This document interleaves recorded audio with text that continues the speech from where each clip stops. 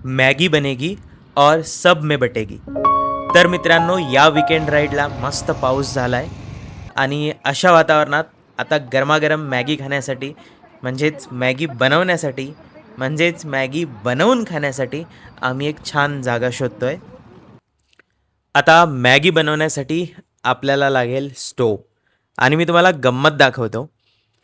तुम्ही विचारसुद्धा करू शकणार नाही की या बॉक्सच्या आतमध्ये मावतोय एक छोटासा पोर्टेबल स्टोव. तर बघा, हा आहे आपला पोर्टेबल स्टोव.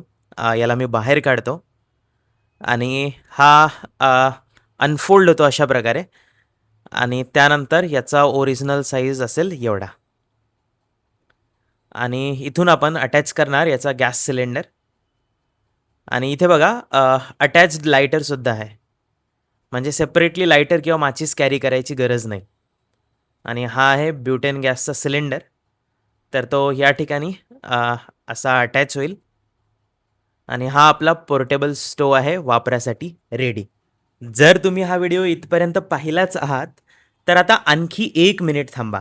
म्हणजे तुम्हाला गरमागरम मॅगी खायला मिळेल. तर सुरुवातीला या भांड्यामध्ये मी पाणी ओततोय आणि याला गरम होण्याची वाट बघूयात.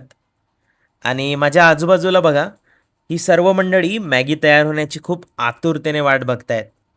अगदी जशी तुम्ही वाट बघताय तशीच. आता पाणी उकळल्यानंतर या भांड्यामध्ये मी ही सर्व मॅगी टाकतोय आणि वरून हा मॅगी मसाला आणि बघा अवघ्या 2 मिनिटातच मॅगी अशी खदखद शिजायला लागली आहे.